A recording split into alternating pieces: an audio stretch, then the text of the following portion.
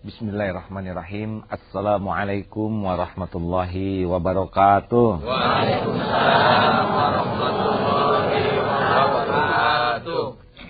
Alhamdulillahi rabbil alamin. Allahumma salli ala Muhammad wa ala alihi wa ashabihi ajma'in. Amma ba'du.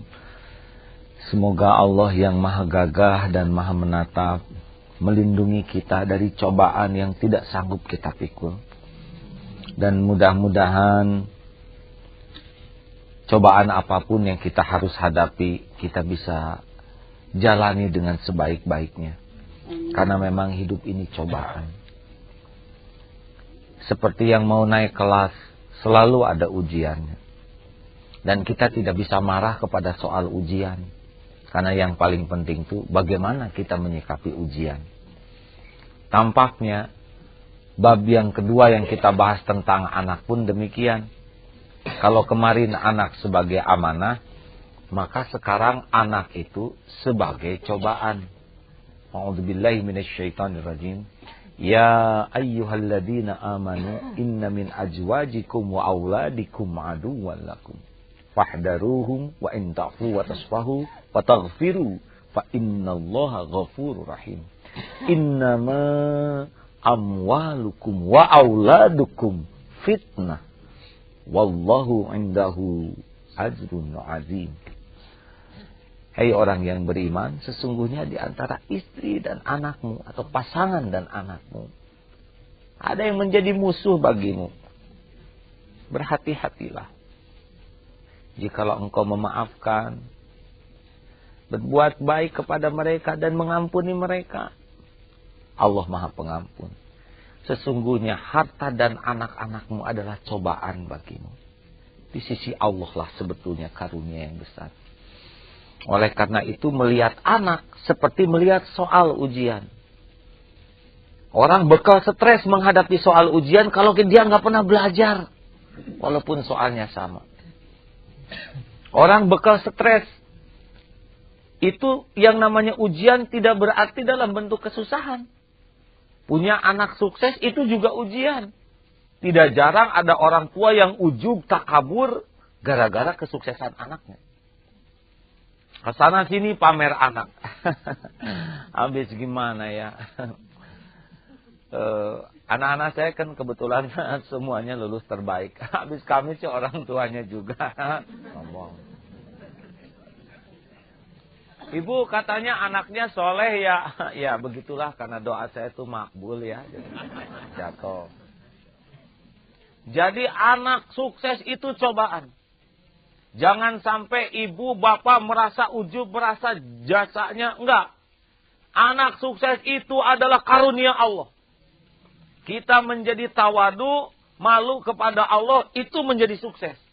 Tapi kalau menjadi ujub dan takabur, berarti kita gagal menyikapi anak yang maju. Anak-anak sekarang bisa selesai kuliah karena Allah ngasih otak. Karena Allah ngasih kesehatan. Kalau Allah mau nggak tamat, betul tidak? Makanya bagi ibu bapak yang anaknya maju secara duniawi, kemudian bisa punya jabatan. Ada yang anaknya punya jabatan, ibu bapaknya, wah, itu jadi anak komandan, ibu bapak panglima. Jadi ikut memerintah itu di kantor ayahnya tuh, di kantor anaknya tuh. Kamu tak bilangin sama komandan kamu, tahu? Komandan kamu kan anak saya. Padahal bapak nggak punya pangkat ya. Hati-hati, hati-hati. Tawadu, rendah hati, sukses. Juga cobaan dalam bentuk anak yang tidak sesuai dengan harapan. Mungkin sekolahnya tidak naik. Disekolahkan ke sana sini tidak berhasil. Ada yang anak orang tua malu. Sebetulnya ini memang anak beda dari yang lain. Saya sudah melakukan yang terbaik mendidik, tapi dia saja ini. Entah kenapa. Mungkin ada yang mengguna-gunai kepada keluarga kami. Nyalakan guna-guna. Mungkin anak tidak jadi sarjana, tapi dia tidak identik dengan masuk neraka. Ada orang yang tidak selesai kuliahnya, tapi dia menjadi motor. Misalkan anak kita tidak bisa naik masuk ke kuliah perguruan tinggi. Dia tamat SMA. Tapi dia punya tekad, akan saya buktikan. Walaupun saya lulusan SMA, saya akan menggaji para sarjana. Coba itu. Halo? Kenapa jadi bengong begini? Tapi ini rahasia ya, diam-diam. Jangan bilang-bilang. Para pemirsa jangan ikut dengar. Saya kan nggak keterima ke ITB dulu. Tapi dalam hati bertekad, aduh saya nggak keterima ke ITB. Baiklah, saya akan usahakan menggaji lulusan ITB. Alhamdulillah terkabul. Wah, sombong nih ya. Udah nggak jadi. Makanya jangan didengar, kata saya juga. Ya nggak salah sendiri, kenapa dengar? Ibu bapak yang budiman, usahakan sekuat tenaga. Kekurangan anak itu adalah bagian daripada ladang amal bagi ibu bapaknya. Belum lagi, na'udzubillah ya, mudah-mudahan tidak terjadi. Ada anak yang akhirnya tergelincir. Itu saya pernah lihat tuh, Bu. Aduh, sedih sekali lihatnya. Bapaknya sampai stroke.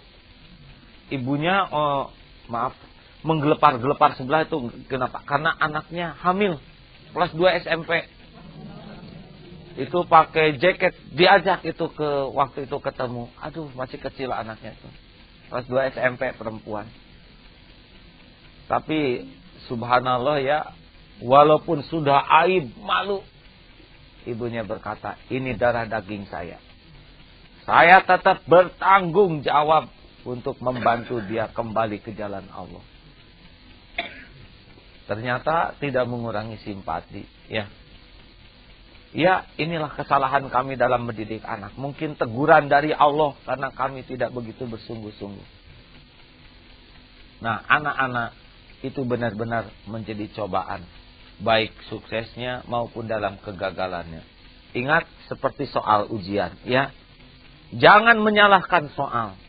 Tapi kenapa saya tidak bisa mengerjakan ini? Karena kurang serius dalam mengerjakannya. Makanya seperti yang kemarin diungkapkan, terus tingkatkan kesadaran ini adalah ujian dari Allah. Saya tidak boleh mengharapkan anak-anak saya membalas budi baik kepada saya. Karena saya mendidik anak adalah ladang amal saya. Apakah anak mau balas budi atau tidak itu urusan dia. Tapi saya mengurus anak dengan sebaik-baiknya. Di jalan Allah itu adalah urusan saya. Maka tidak pernah ada kata-kata semangat. Pernah itu seorang ibu, anaknya di penjara. Udah nyusahin masuk penjara. Dikunjungi terus.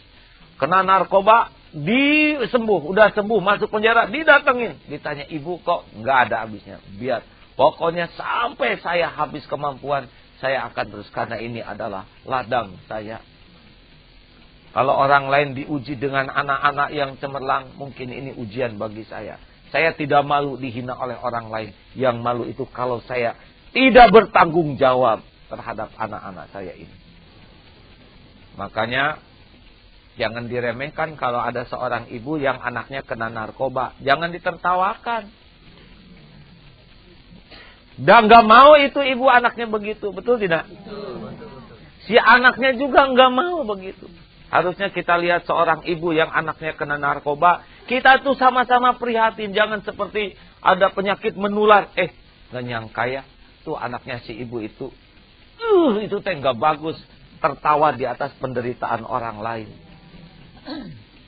Datangi, berikan support, ibu bangkit semangat, Bu. Ini cobaan buat ibu, ya.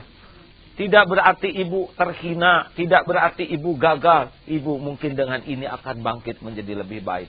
Kegigihan kita untuk membantu orang lain yang kena cobaan, itu pun merupakan bagian dari pertolongan Allah. Mudah-mudahan nanti anak kita terlindungi.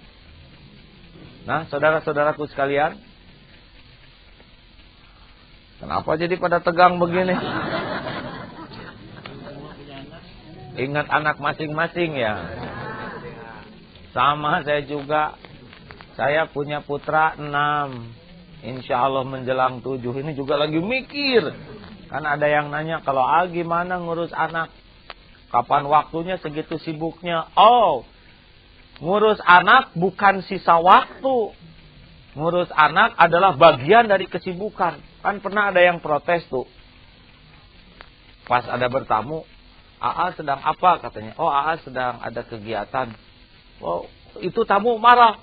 Kok gitu, AA? Saya lihat AA sedang main mobil-mobilan sama anak-anak. Oh, katanya santrinya mau AA sibuk. Ya memang saya sedang sibuk main mobil-mobilan dengan anak. Bagaimana mungkin saya main dengan anak tapi pikirannya ke yang lain? Saya harus serius ngeng begitu supaya anak-anak merasa hadir bapaknya di sana. Jangan sampai badannya hadir tapi otaknya kemana? Anak nanya, Pak, tadi neneng nilainya 8. Apa? 9.100 tahu? Apa? Ternyata bapak lagi mikirin dolar. Gak bisa. Itu bagian dari kesibukan. Jangan sampai anak melihat ibu hanya bagian ngeluarin dia. Kan ada anak yang merasa ibunya tuh pembantunya.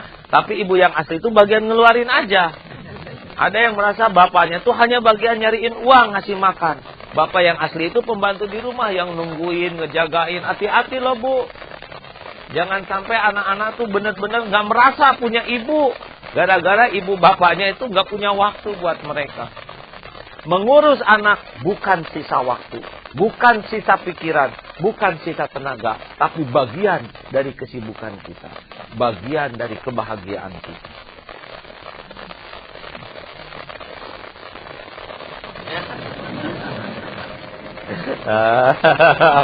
Wah, ini kata bapak yang sudah senior, saya udah agak lewat.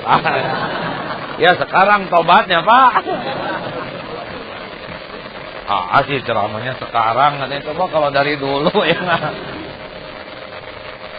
Silakan, ada yang akan bertanya atau silakan Ibu, maaf. Ya. Bagaimana cara mendidik anak yang mempunyai kekurangan?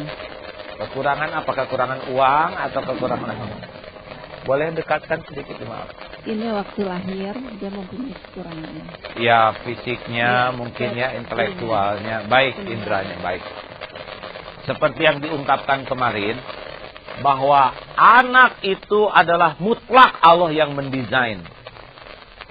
Laqad khalaqnal insana fi ahsani taqwim. Dan sebaik-baik bentuk menurut perhitungan Allah, bukan perhitungan kita. Ya. Ada kalanya kekurangan itulah yang akan menyelamatkan anak dari maksiat. Ada kalanya kekurangan itulah yang akan membuat dia menjadi figur nanti. Syekh Ahmad Yasin lumpuh sekujur tubuh. Ya. Tapi menjadi panglima di Hamas yang menggerakkan semangat berjuang orang Palestina untuk merdeka. Jadi kekurangan anak adalah ladang amal bagi orang tuanya. Ujian kesabaran seperti yang diungkapkan kemarin, jangan malu. Dan bina. Siapa tahu beliau akan bangkit menjadi motor. Nih, badan saya cacat begini, bisa mandiri. Kenapa yang badannya normal masih minta-minta?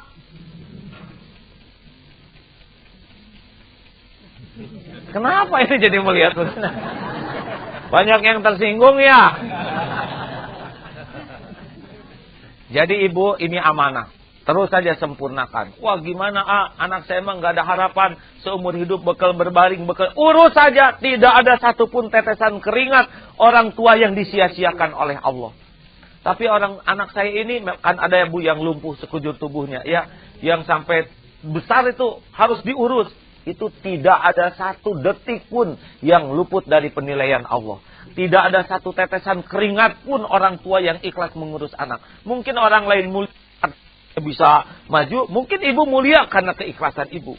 Mungkin ada yang menghina ibu dan ibu sabar. Dan itulah penggugur dosanya. Ya, kata Imam Ali juga kan kalau orang yang cacat itu dihina dan dia sabar, naik terus derajatnya. Yang menghina yang rontok derajatnya. Bagus ngangguknya tuh peluk-peluk. Ya, regu B. Regu B. Mana silakan. Gimana ketika seorang anak itu mencapai derajat yang tinggi dalam ekonomi ataupun pangkat, sementara seorang tua itu yang memiliki kemiskinan ataupun pendidikannya rendah, dan sang anak ini merasa lebih sukses daripada sang orang tua gitu. Ya, ini juga benar. Ini pernah dengar cerita tentang, maaf ya kalau cerita ini pernah didengar. Jadi kuliah dia dari desa. Wah, kuliah, ikutlah tren dengan yang trendy saat ini, ya. Oh, mami gue tuh gimana ya? Rumah mami lah begitu ya. Padahal sebetulnya di rumahnya tuh emak itu ya. Tapi demi kelihatan orang kota, mami gue, giliran wisuda. Pada waktu di wisuda, kan itu dari desa tuh sederhana. Abah mah pengen ketemu sama yang namanya Pak dosen teh. Bawa ayam tuh ya yang ketemu. Dengan bawa ranginang. Aduh, ini si anak udah cemas. Takut ketahuan oleh teman-temannya bahwa ibunya tuh dari desa. Malah abah dengan emah itikaf aja di masjid ya. Padahal ibunya, bapaknya yang sampai banting tulang meras keringat supaya anaknya kuliah. Tapi jadi sombong seperti itu. Evaluasi, boleh jadi kegigihan kita mendidik anak tidak dibarengi dengan perangkat lain. Misalkan doa. Ya. Karena tidak semua bisa dilakukan oleh orang tua. Kita kan terbatas dalam mengendalikan anak-anak kita. Tapi pertolongan Allah tidak terbatas. Pernahkah kita benar-benar mengeluarkan doa kita? Ibu jaga mulut ibu sedemikian rupa sehingga doanya mustajab. Ibu bapak jaga perutnya sedemikian rupa sehingga doanya makbul. Ya Allah, saya mah orang bodoh, tidak banyak ngerti ngurus anak di zaman modern. Tapi Engkau Maha Kuasa, selamatkan anak saya dari kebodohan saya, ya Allah. Mungkin doa tulus itu, Bu, yang lebih mengguncang arsy Allah dan membuat anak ibu lebih dijaga. Maka jangan identikan kesuksesan itu dengan hanya duniawi saja, ya. Nggak cukup ibu nyekolahkan anak. Selain nyekolahkan, jadi suri toladan, doa terus menerus. Supaya jangan sampai mereka pinter keblinger. Nanti dalam bab yang akan datang, bab anak ke orang tua. Ini peran anak ya. Nanti bagaimana anak durhaka itu seperti apa saja. Naudzubillah. Ya. Baik. Yang ketiga. Lu gak punya anak. Nah ini bagaimana kalau tidak dititipi anak, misalkan begitu? Iya. Ini menarik sekali. Siti Aisyah tidak berkurang kemuliaannya. Beliau tidak punya anak. Punya anak cobaan, tidak punya anak juga cobaan. Yang pertama jangan sampai minder. Saya mah itu tidak akan jadi anak dengan begitu ya. Kalau dengan minder terus merojol.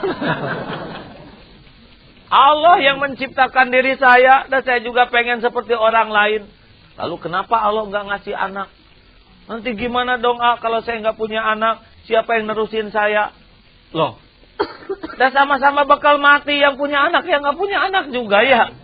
Nanti warisan saya ke siapa? Loh, siapa yang punya warisan? Itu mah hartanya juga milik Allah, betul tidak? Boleh jadi, saya melihat justru orang yang tidak dititipi anak, dia ridho, berbaik sangka kepada Allah, kemudian dia angkat anak, dan dia sayangi, dia sekolahkan, ini bisa jadi lebih hebat karena tidak ada keterkaitan darah. Ya, kita ngurus anak kita karena ada turunan dari kita, jadi mati-matian. Kita ngurus anak orang, itu bisa jadi tinggi nilainya.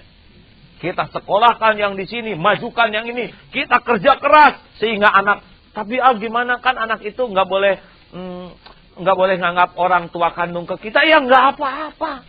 Dan yang penting mah bukan dianggap orang tua kandung. Yang penting mah kita memajukan mereka. Betul tidak? Mereka jadi memuliakan orang tuanya. Mereka jadi memuliakan gara-gara kita. Bidadari.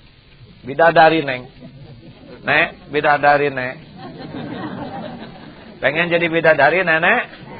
Harus. Dan di dunia mah nggak bisa dipertahankan. Ya. Jadi saya melihat ya teman-teman yang belum punya anak bisa jadi itu melesat kemuliaannya. Memajukan orang lain tanpa pamrih. Membuat anak ini memuliakan orang tua kandungnya. Dia mensejahterakan orang lain. Warisan bagiin aja. Dan itu milik Allah. Ya. Kita awalnya hidup juga nggak punya apa-apa. Mati nggak bawa apa-apa. Justru warisan amal itulah. Hebat ya kalau dengan iman. Betul tidak? Jangan minder, jangan minder dan jangan malu. Bagaimana ibu anaknya berapa? Alhamdulillah, Allah yang Maha Agung punya rencana lain. Saya belum dititipi anak, mudah-mudahan ini menjadi kebaikan bagi dunia akhirat saya. Nah, gitu saja yang ringan-ringan. Dan bukan punya kita, ya. Dan ingat, banyak anak bukan prestasi, ya. Kalau ucing teh berapa Pak sekali anak kan ucing? Hah? Kan ada yang runtuh ya. Ucing maaf ya, ini jangan tersinggung, ini bukan apa-apa ya ini. Lihat ucing, porojo letak beres. Jadi kalau orang melahirkan mudah juga jangan sombong. Tuh lihat saya mudah melahirkan, kata ucing, saya juga 6. Nah, saudara-saudaraku sekalian, maaf. Saya mohon maaf kalau ada sikap yang kurang bijaksana ya, tidak meniat meremehkan martabat manusia. Tapi ingin sekali kita selalu menyadari bahwa kita ini ada dalam ujian setiap waktu. Ujian kesempitan, ujian kelapangan. Yang jelas ujian ini akan menjadi mudah kalau kita tahu ilmunya. Ya, tidak ada musibah dalam hidup ini. Bukan perkara punya tidak punya anak, tapi perkara punya atau tidak punya iman. Itulah yang membuat hidup ini jadi susah. Allahumma salli ala Muhammad wa ala alihi wa ashabihi ajma'in. Wahai Allah yang Maha Agung, tiada Tuhan selain Engkau yang Maha menyaksikan apapun yang kami lakukan. Ya Allah, ampuni jikalau kami salah menyikapi hidup ini. Ampuni segala kelalaian kami di dalam membina rumah tangga kami. Ampuni jikalau kami salah dalam mendidik anak-anak kami. Ya Allah, jangan biarkan anak-anak kami menjadi orang-orang yang terluka hatinya karena perbuatan kami. Rob, titipkan kepada kami hamba-hamba-Mu yang dapat menyejukkan hati kami. Titipkan kepada kami ciptaan-Mu yang dapat membahagiakan dunia akhirat kami. Ya Allah, hanya Engkau-lah yang menggenggam sisa umur kami. Jadikan kami menjadi orang tua yang dapat menjadi kebanggaan bagi anak-anak kami. Menjadi jalan rezeki yang halal dan berkah baginya. Menjadi cahaya hidayah dan ilmu baginya. Lindungi kami dari perbuatan yang dapat menyesatkan anak-anak kami. Ya Allah, selamatkanlah negeri kami ini. Lindungi para remajanya dari fitnah zaman yang menggelincirkan. Lindungi dari makanan haram yang akan menghancurkannya. Lindungi dari kejahatan dan siasat orang-orang yang akan merusak masa mudanya. Jadikan generasi muda bangsa ini menjadi generasi yang taat kepadamu. Yang mulia akhlaknya. Yang dapat menjadi peneguh bagi negeri ini, ya Arhamar Rahim. Rabbana atina fid dunya hasanah. Wa fil akhirati hasanah. Wa qina adzabannar. Alhamdulillah. Saudara-saudaraku sebangsa setanah air dan di seluruh penjuru bumi manapun yang menyimak, ingatlah, hidup adalah perpindahan dari cobaan ke cobaan yang lain. Hanya orang yang selalu menyiapkan diri dalam hiduplah orang yang akan menikmati setiap cobaan menjadi peningkat kemuliaan baik dunia maupun akhiratnya. Walhamdulillahirabbil alamin. Assalamualaikum warahmatullahi wabarakatuh.